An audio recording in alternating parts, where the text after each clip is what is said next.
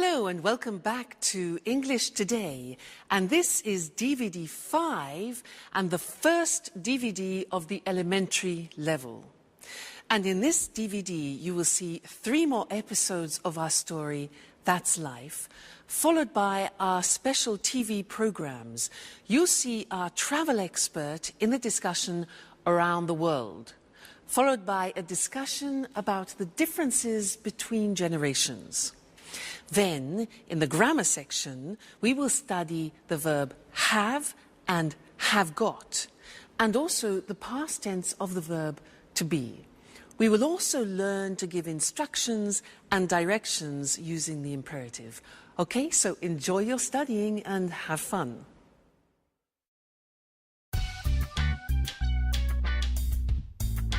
Good morning, Alice. Wake up! Oh, good morning, Jack. Please give me a cup of coffee. Bring me back to life. I'm still asleep. Here you are. So, what are you doing today? Well, first I'm taking a shower. And after that, I have my daily appointment with Ask the Stars. Ask what? Don't you know it? Sorry, no.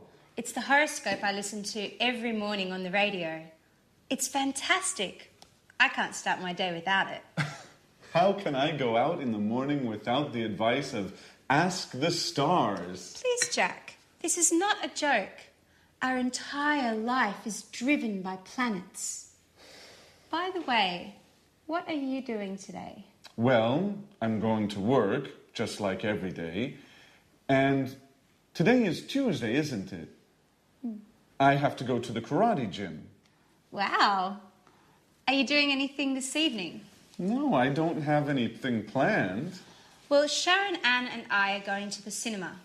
Maybe Peter is coming too. Would you like to come? That sounds great. Which film? We're seeing Interview with the Vampire. Not that film, guys. I hate horror films. Why don't we go to see the latest Julia Roberts film? Oh, please. We don't need more romance. We already have our love story in the apartment next to us. With Peter and Sharon, I mean. Okay, you are right. Let's go to see Interview with the Vampire, then. Well, I think I prefer to stay at home. Now I've got to go to work.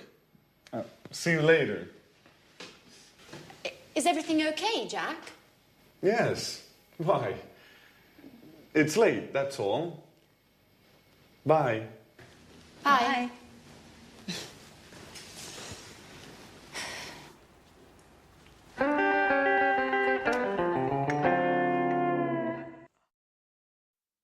Hello and welcome back to English Today, your live TV program where you can learn the English language. And in this lesson, we're going to look at the verb have. Now, the verb have, you think, well, that's easy. It's not true. It's actually quite complicated because there are 2 ways of using the verb have in English. I can say, I have a scooter, or I've got a scooter. Well, in this lesson, we'll look at the first way, I have a scooter. Now, in our last episode, do you remember that Alice said, I have my daily appointment with Ask the Stars. You know, she believes in the stars. I have my daily appointment. Just simply the verb have. Now, I want to give you a little test before we move on. If I say, I have a scooter, how would you ask me the question about that? A scooter? How would you do it? Have you a scooter? No, that's not possible. Something missing, like an auxiliary. That's it. Do you have a scooter? Now, this is a typical mistake. People often think that have you a scooter is a question. But the verb have needs an auxiliary. Do you have a scooter? Okay? Listen to this. He has a scooter. He has, Mr. Snake, a scooter. What's the question? Careful. What's the question? Has he... No. Does he have a scooter? Yes, that's it. So you need the auxiliary. Does he have a scooter? Fantastic. Let's look at the screen and check on that. So, the verb have. I have blue eyes. You have a new car. She has, third person, psst, Mr. Snake, S. Look at the spelling, H-A-S. She has a cat. He has a dog. It has 4 doors. We have a garden. You have a course, an English course. They have 3 children. Now the negative. I don't have blue eyes. You don't have a new car. She doesn't, look at the pronunciation, she doesn't have a cat. He doesn't have a dog. It doesn't have 4 doors. We don't have a garden. You don't have a course. They don't have 3 children. Okay? The question, do I have blue eyes? Do you have a new car? Does she have a cat? Does he have a dog? Does it have 4 doors? Do we have a garden? Do you have a course? And do they have 3 children? Okay, so that's the verb have. Don't forget the auxiliaries do and does. Now, another interesting thing about the verb have is that often we use it in special expressions which make up verbs with particular meanings. And in other languages, in these situations, you hear make. Let me show you. We say to have breakfast in the morning, to have lunch, 1 o'clock, and to have supper. So to have breakfast, to have lunch, to have dinner. Now dinner is what time? Dinner and supper, what's the difference? Dinner at 8 o'clock in the evening. Supper is something we have at about 10:30 or 11 o'clock at night. All right? So we use the verb have for these. We don't say to have a breakfast, but to have breakfast, have lunch, have dinner, have supper. Other things, we say to have a cigarette. We say to have a cup of coffee, to have a drink of any sort. We also say to have a shower in the morning, to have a shower. In other languages, they use make a shower or make a bath, for example. But in English, we say to have a shower, to have a bath in the bathroom. We also say to have a rest. We say to have a party. Did you have a good party?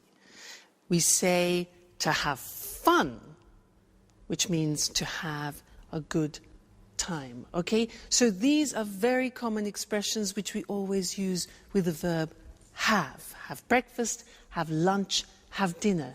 Okay. Now, when we go back and listen to our friends, they will introduce the other form, have got. And then afterwards, I'll tell you all about it. All right? So see you then. Bye. Fly me to the moon. Let me. Have you got a moment, Peter? I've got a problem with my computer. I don't know very much about computers. And I'm going out. They're waiting for me at the theater. Always busy, huh? Okay, Sharon, take it easy. Shall we have a look? Thanks, Peter. You've got a big heart. Let's see if I can help you before you thank me. All right. I can't use this program. I use it every day, and today it isn't opening. Why don't you turn the computer off and then turn it on again? Okay, Peter, that's really a great idea. You're a genius. How can I do without you? I know, my dear. What are you working on? I'm writing my curriculum because I would like to find a new job. Listen, Peter, I don't know how to write it. Can you help me, please? I'm sorry, Sharon. I'm in a hurry. I have no time. I'm late. They're waiting for me. Very kind, as usual. Listen, Peter, Anne, Alice, and I are going to the cinema this evening. Would you like to come? I'd like to, but I can't. I have to... Go to the theater. Yes, I know. You always have something else to do. Oh, come on, Sharon. What's the problem? Maybe you're jealous of my career. Oh, Peter. I'm just tired of always coming second.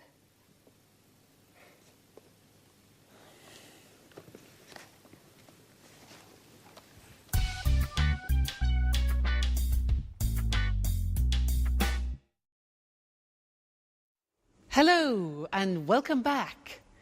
How are you all? Did you notice that Sharon is tired of coming second? Well, I understand her. If you live with a musician, you need to be very patient. Now, Sharon said in that last episode, she said, "Have you got a moment?" Then she said, "I've got a problem with my new laptop."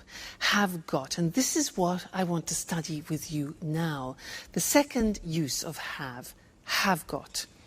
Now, in order for you to understand it better, let's do something in a typical context where we would use have got. Let me tell you about my present situation. I'm in a flat, but I have to leave the flat and find another one. And I saw an advertisement in the newspaper for a flat which looks quite interesting. So I want to call the owner of the flat and ask him some questions. All right? So listen to what I say. All right. Now, his name is Mr. James. 4, 6, 5, 6, 7, 8, 9, 7. I hope he's in. Let's see. Mr. James. Hello, Mr. James? Yes, hello. My name is Louise Evans, and I saw your advertisement in the newspaper for a flat, and I wondered if I could ask you some questions. Great, okay. How many rooms has it got? Yes, okay, so 2 bedrooms, good. A living room, a kitchen, bathroom and toilet. Very good. Fine. Has it got a garage? No. Okay, so I have to park my car in the street. Okay, fine. And a garden? Does it have a garden? No. Okay, a small balcony on the 2nd floor. Good. Fine. And has it got central heating? Central heat, yeah. And kitchen electricity. Oh, well, okay, an electric kitchen is fine. Why not? Another thing is air conditioning. It gets very hot in England in the summer now. No. All right. Does it have easy access to public transport?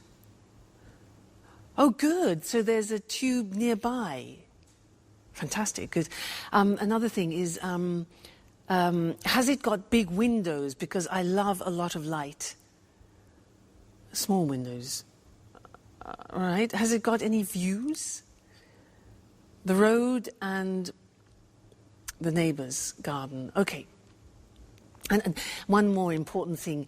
How much does it cost a month? £1,250. Right. Okay, thank you very much. Yes. Yes, I'll think about that and I'll call you back. Okay, fine. Thank you very much. Thank you. Goodbye. Bye. Bye. £1,250? Oh my God. That's a lot of money for a flat. I can't afford that. It's impossible. Now, did you notice that I used has it got a lot as a construction? Has got, have got. That's what I want to talk about. Now, this construction have got was introduced into the English language to describe possession, in fact. But now we use it in different situations, not only possession. So the Americans, in fact, use the verb have more than have got. In British English, we use have got a lot. All right, now let's have a look at the construction. So in the positive form, I have got gets contracted to I've got. I've got some money. You have got becomes you've got. You've got a scooter. She's got, she has, she's. Looks like the verb to be, but it is in fact has. She's got long hair. He's got a shop. It's got a balcony. We've got a house. You've got some CDs, and they've got some plants. All right? So that's the positive. Now, the negative. In the negative, the auxiliary have turns into a negative auxiliary. So, I haven't got any money. You haven't got a scooter. He hasn't got long hair. She hasn't got a shop. It hasn't got a balcony. We haven't got a house. You haven't got any CDs. And they haven't got any plants. So hasn't and haven't. And then in the questions are easy. We use have or has. So, have I got any money? Have you got a scooter? Has she got long hair? Has he got a shop? Has it got a balcony? Have we got a house? Have you got some CDs? And have they got some plants? So it's not really difficult grammatically. You have to remember the auxiliary have and has, and then remember to put got. All right? Now, you'll come across this a lot, especially in subtitles in films. So watch out for it, and we'll keep practicing it. Great! So that's the end of this lesson, and I'll see you again live very soon. Bye!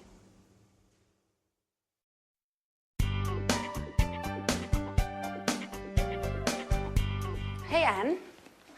Housework, eh? Yeah, at last. Can I ask you a question? Sure. Oh, how are you and Peter? We're fine, thanks. Listen, I want to go to that bookshop. Do you remember? Oh, yes. The one with lots of photography books. Yeah. And thriller books. Yeah.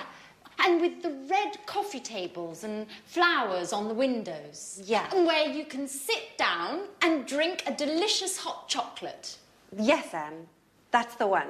The London Reader. It's a great place. Yes. How do I get there? Is it far?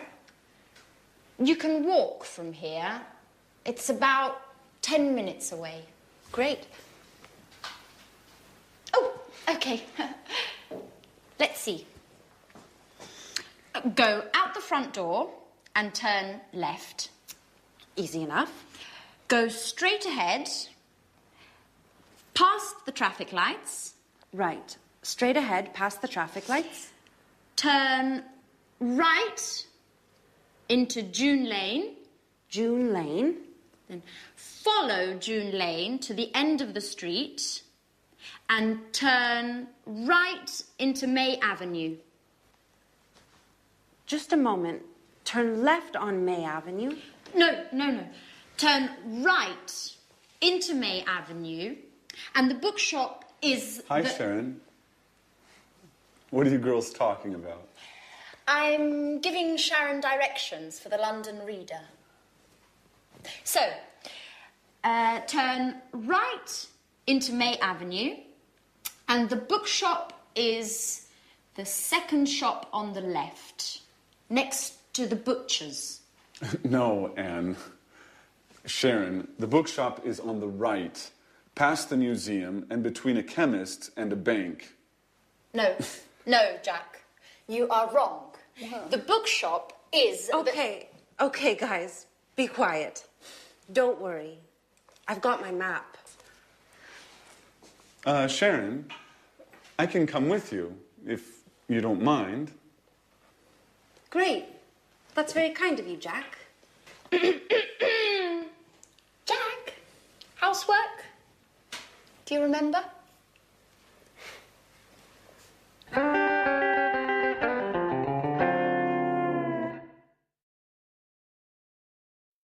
Hello and welcome back again. Now, Anne's a bit jealous, isn't she? I mean, how can she attract Jack if she asks him to do the house cleaning? I mean, she's more like a mother than a lover, isn't she? Well, anyway. Now, she gave some directions to Sharon because Sharon wants to go to the bookshop.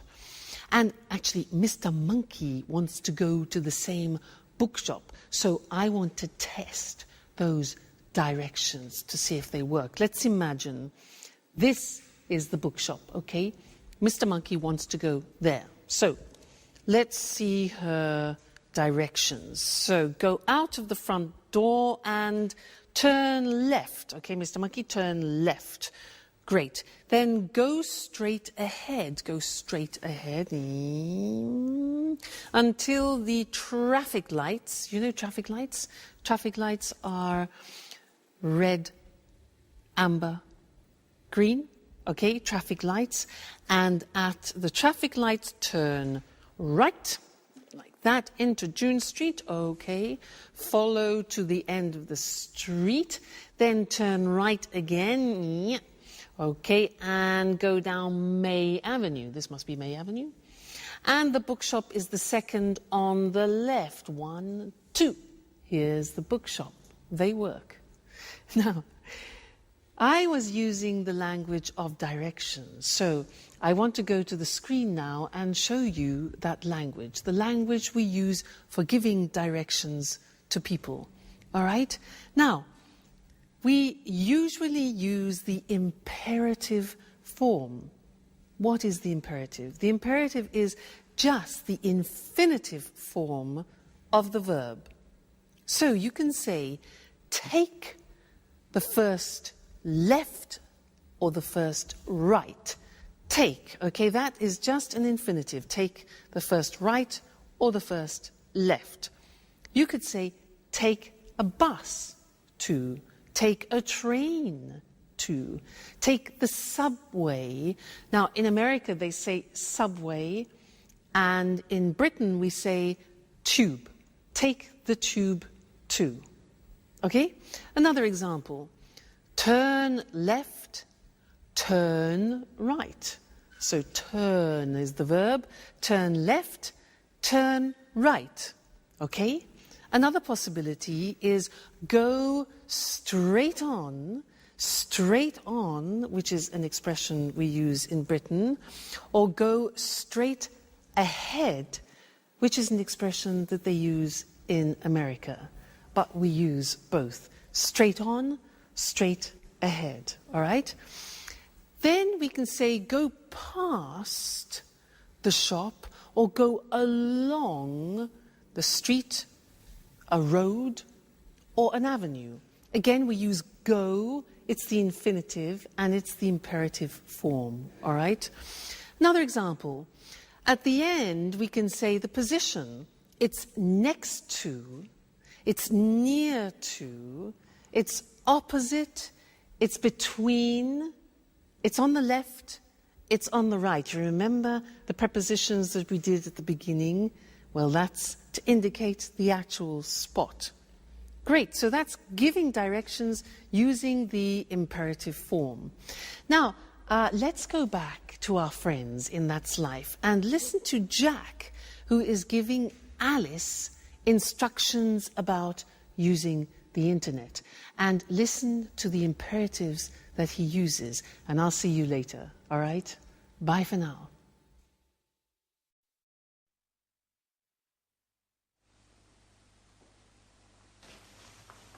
Hey, Alice. What are you doing? Do you mind giving us a hand with the housework, please? Can't you see? I'm cleaning the computer. I see. I see. Why is the computer on? Just a moment. I don't understand how to connect to the internet on this computer. Can you help me? Okay, but just for one moment. Thanks, Jack.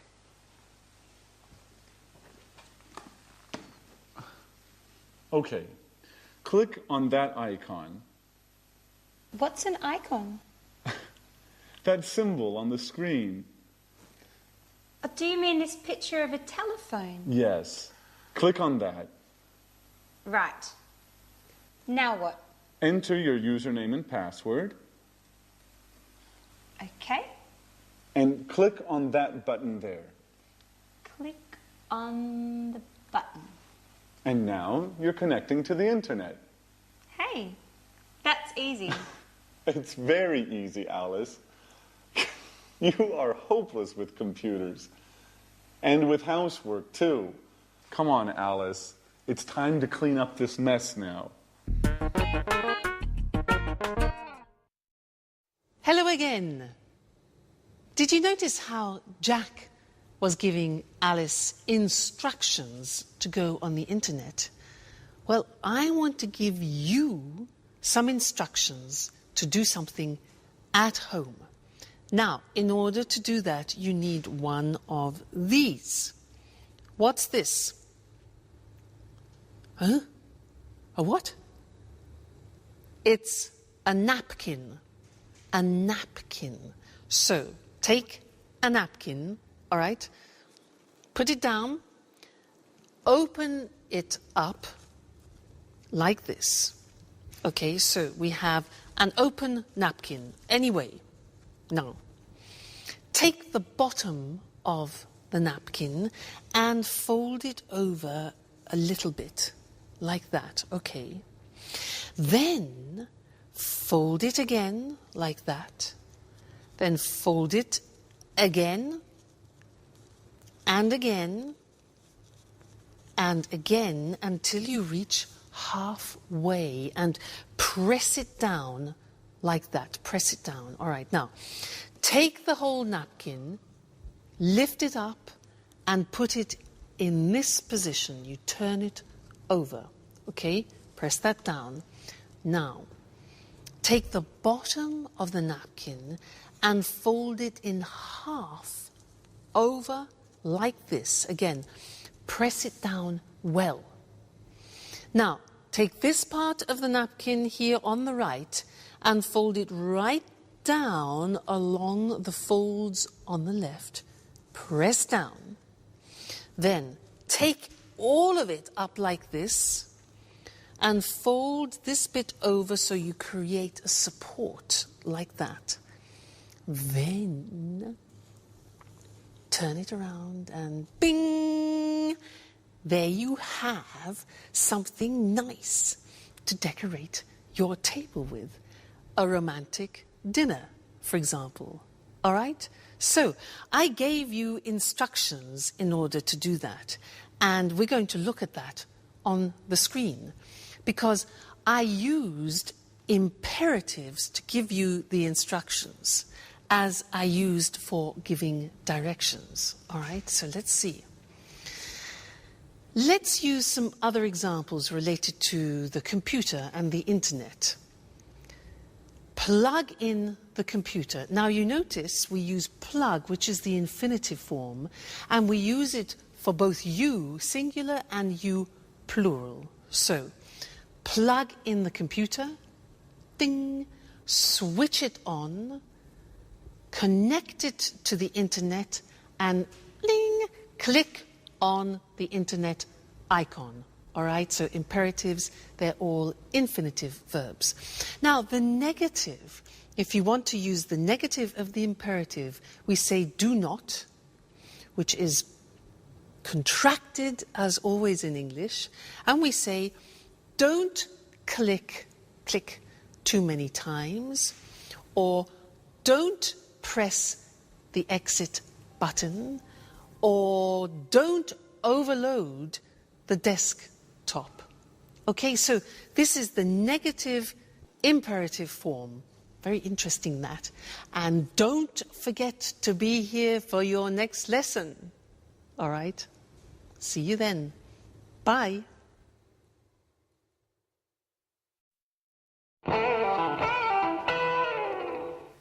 Jack, where were you yesterday evening? Why? There was a great party at Mary's. Really? I wasn't invited. I can't believe that. Everyone was invited. I'm sure I wasn't. Anyway, I was busy yesterday. Ah. Did you have a meeting with some clients? No, I didn't. So? What? Where were you? I was with Robert at the Red Lion pub.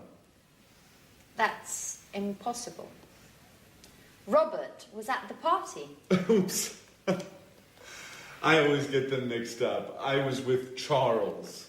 Charles was at the party too. Come on, Jack. Who were you with? You are too curious, Alice.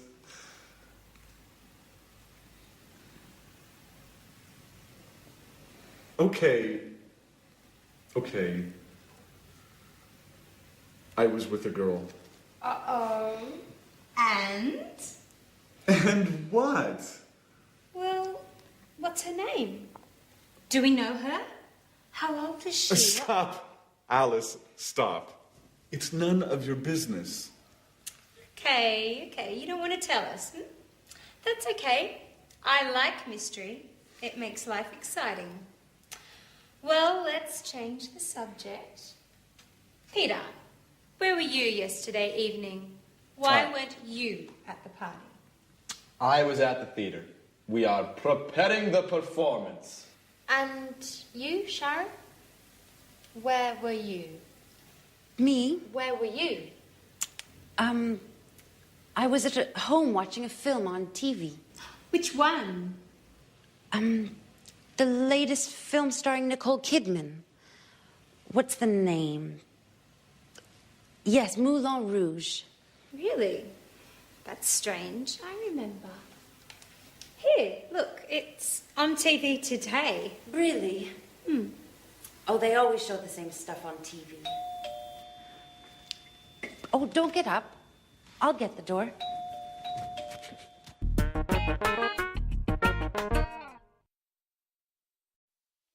Hello again, everyone.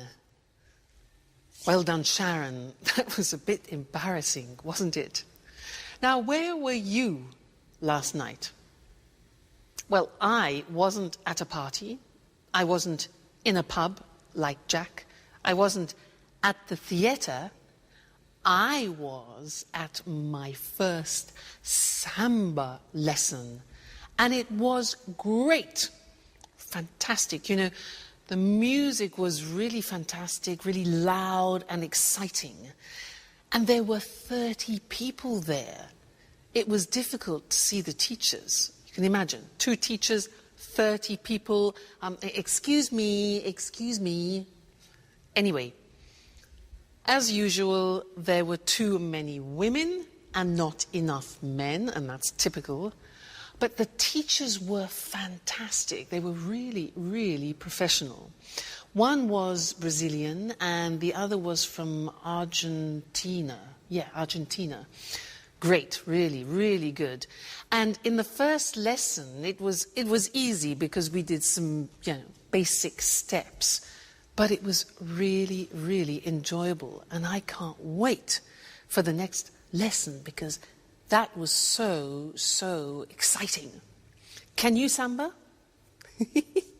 I bet you can.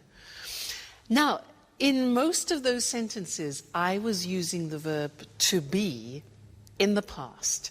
And that's what I want to look at with you now. Let's look at the screen. To be in the past, when we talk about something specific in the past. Let's look at the form. I was in New York last year. You were, see how it changes?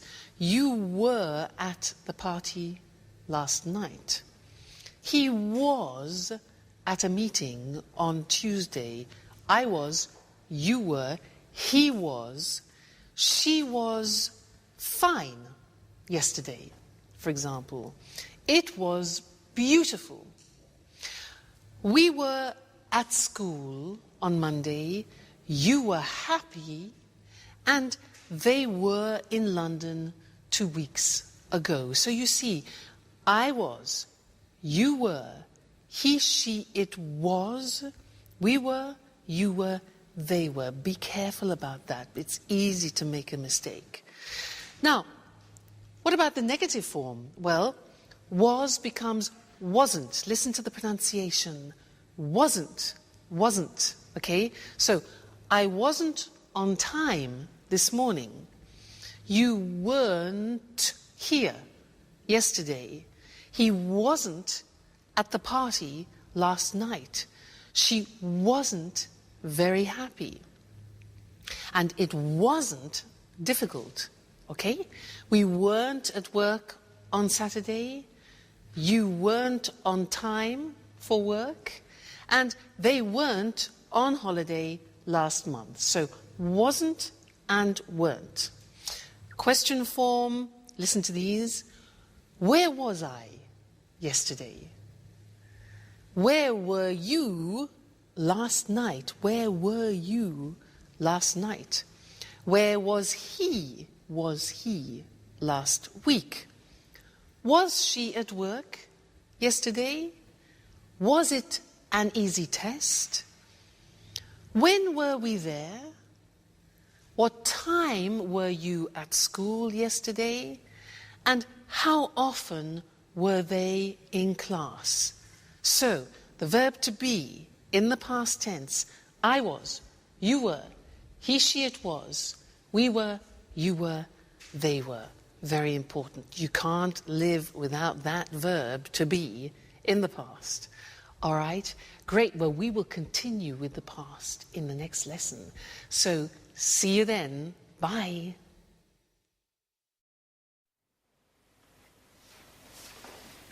There's a postcard for you, Alice. For me? Oh, it's from my father. He was in the Bahamas last week. Really? I was in the Bahamas last summer. Just you? Oops. Sorry, Sharon. We were in the Bahamas last summer. It was sunny and hot. Perfect weather for swimming and relaxing. It was fantastic. Fantastic. Yeah, fantastic. I'm sure it was. I prefer holidays in the winter. It's too hot in the summer. I like going to the mountains and skiing. My last holiday was 2 years ago. 2 years ago? Yes, it was a long time ago. I need another holiday soon. Anyway, was your father on holiday in the Bahamas, Alice? No, he wasn't. He's working on a new play there. Oh, how fascinating it must be being a director. Fame, money, and a lot of travelling around the world. And no time for family. Just a few calls, postcards, and a lot of misunderstandings. Why don't you call him now? I don't think that's a good idea. Why? When was your last call? 3 weeks ago? That's a long time. Come on, Alice, call him. I'm sure he'll be happy to hear from you. Well, maybe you're right. Okay, I'll call him. Thanks, Jack. For your advice, I mean.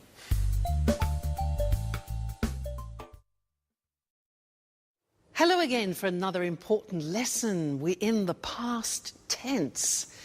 Now, I want to help you remember how to use the past tense. So I have another acronym. You know acronym? Look. Oil, way. Oil, way. Now, these letters represent the time words when you use the simple past tense. What do I mean by that? Well, this one, for example, let me give you an idea. This stands for yesterday. Okay? Yesterday. Now, when you have yesterday in the sentence, you always use the simple past. Okay? Now, do you know what the other words are? Let's have a look. An easy one could be this. Last. Last, do you know that? Last week, I was in Paris. Last week. Okay? Now, what about this one? 2 days ago. Very good. So, 2 days ago, we were at the sea, for example. So, this is ago. We have last, yesterday, ago. This one? That's more difficult. Yeah, it is difficult. It's on in English, and we use it with days and dates. And in some languages, it doesn't exist. So we say on Monday, on the 7th of July, for example, on. This one here, in. Okay, when do we use that? Yeah, months, for example, in January, in February, in March, and also for years, in 1961, in 1970, etc. This one, when. Okay, with when we use the past tense. So, for example, when were you there? So, oil way, on, in, last, when, ago, yesterday. It's like a rhyme. On, in, last, when, ago, yesterday. You need to memorize those. We'll look at them on the screen now. But it's important for you to memorize them, to remember that when you're speaking, on, in, last, when, ago, yesterday help you to remember to use the simple past.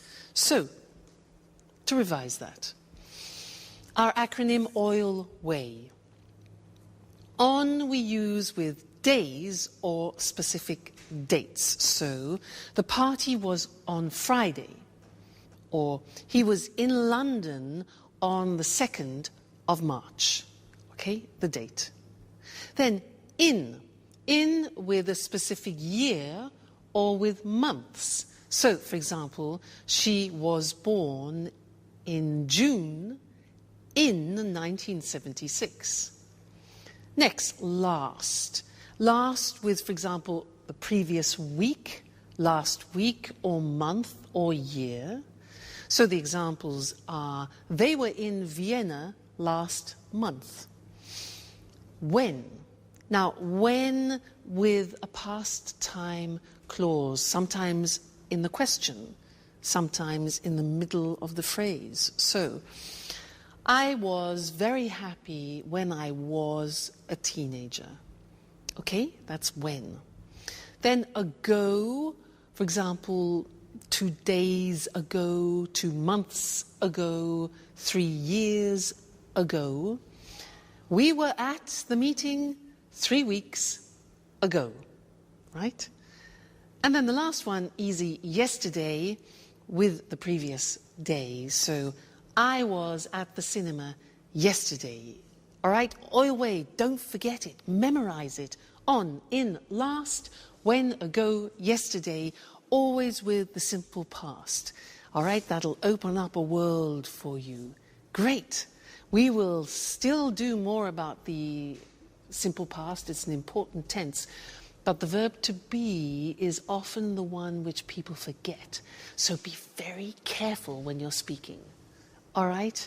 Great. Well, happy studying, and I'll see you again very soon. Bye. Good evening and welcome to this week's edition of The Travel Programme, the programme about everything to do with travelling and holidays. Here in the studio with me, as always, is Christine Oteng, our travel expert. Hello, Lucy.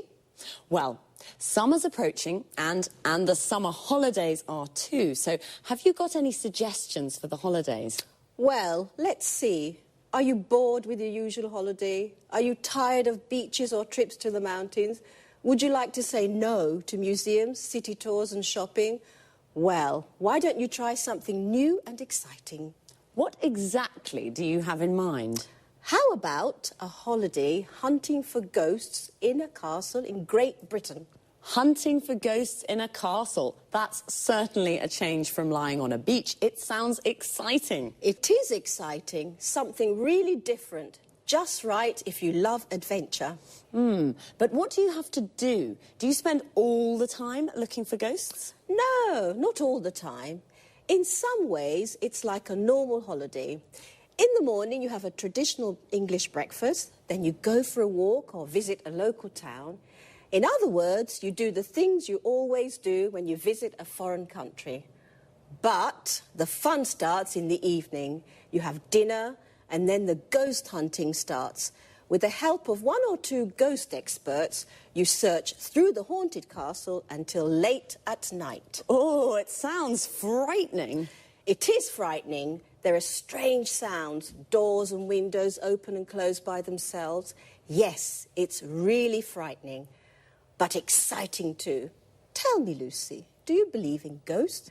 Yes, I do, but I'm not very brave. I don't think I'd like to visit places like that, especially not at night. Are there any haunted castles in Great Britain? Oh, yes, there are, especially in Scotland.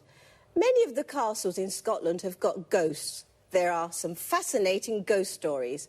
There are lots of books about haunted castles. Why not read one before visiting Scotland? I see. A holiday spent looking for ghosts. A night in a haunted castle would certainly be a memorable experience. It certainly would. And if you want to see even more ghosts, before you return home, try a ghost walk. In London, visit places in London famous for strange and unusual happenings. Christine, this is definitely an interesting idea for a holiday with a difference. Well, if you're curious about ghosts and you love adventure, this could be just the holiday for you. Thanks, Christine, for this unusual holiday idea. You're welcome. Goodbye.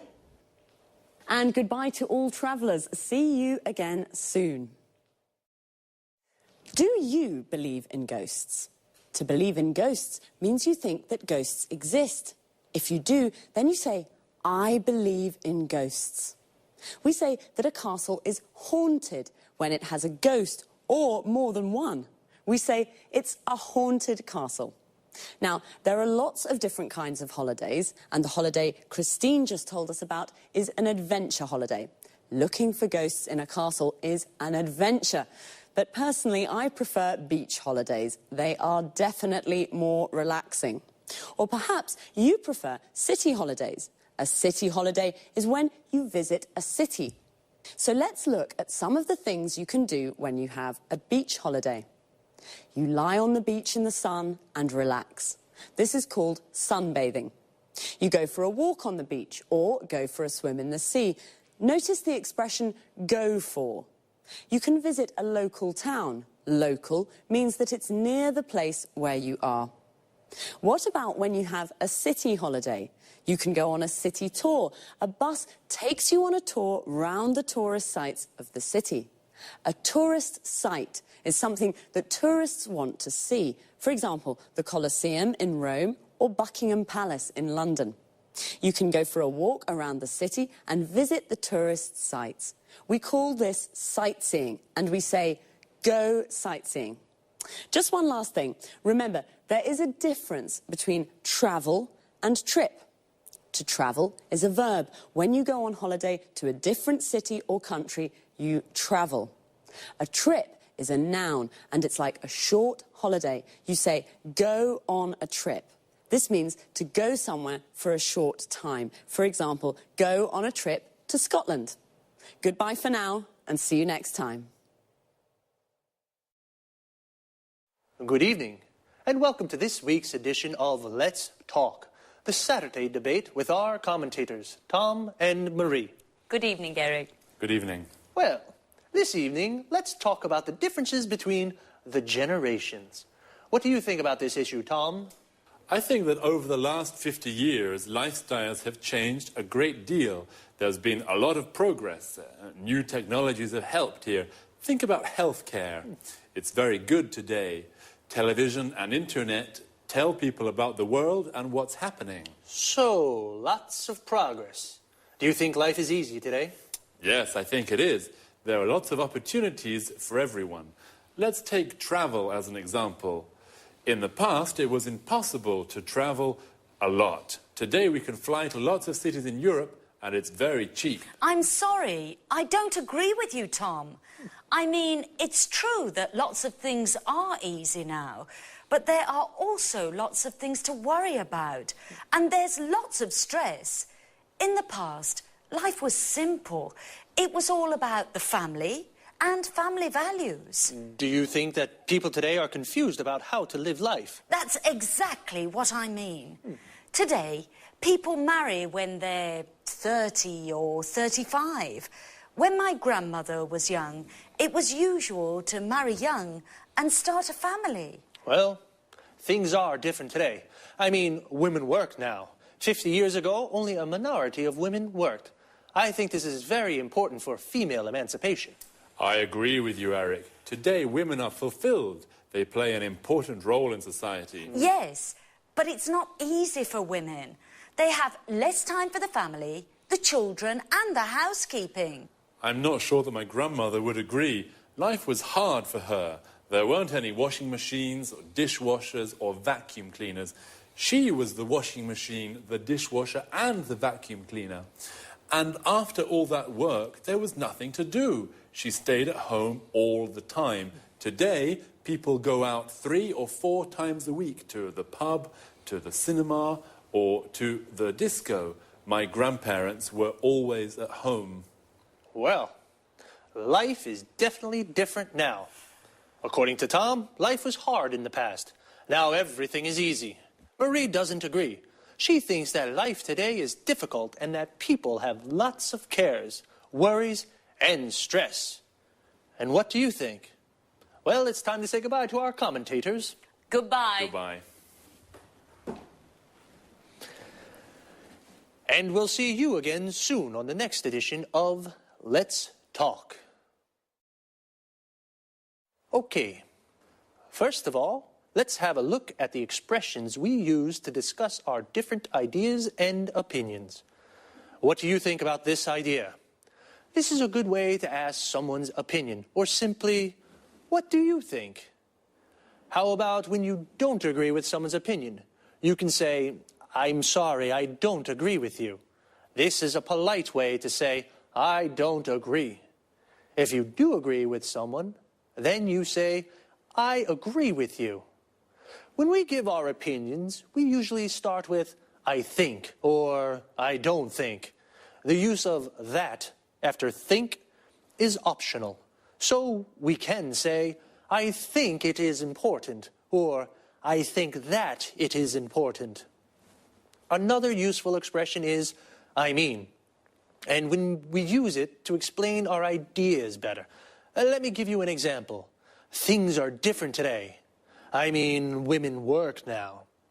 So I say things are different, and then with I mean, I explain how they are different. What about the vocabulary we use to talk about the things that have changed in the last 50 years?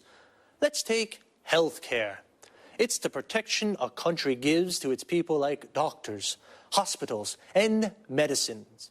These are all parts of healthcare. Another important thing is female emancipation, the freedom of rights that women have.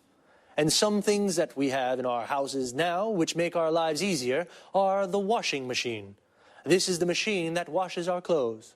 The dishwasher, the machine that cleans the dishes. plates, and glasses. And the vacuum cleaner, the machine that cleans the floor. Before I say goodbye, I just want to look at a little word that we use a lot. It's lot. And we use it to express quantity. We can say a lot or lots of, and it means a big amount. We use it with verbs. We say a lot, and it comes after the verb. For example, today people travel a lot. And when we use it with nouns, we usually say lots of, and it comes before the noun. For example, there's lots of stress today. Well, that's all from me. See you soon for another edition of Let's Talk.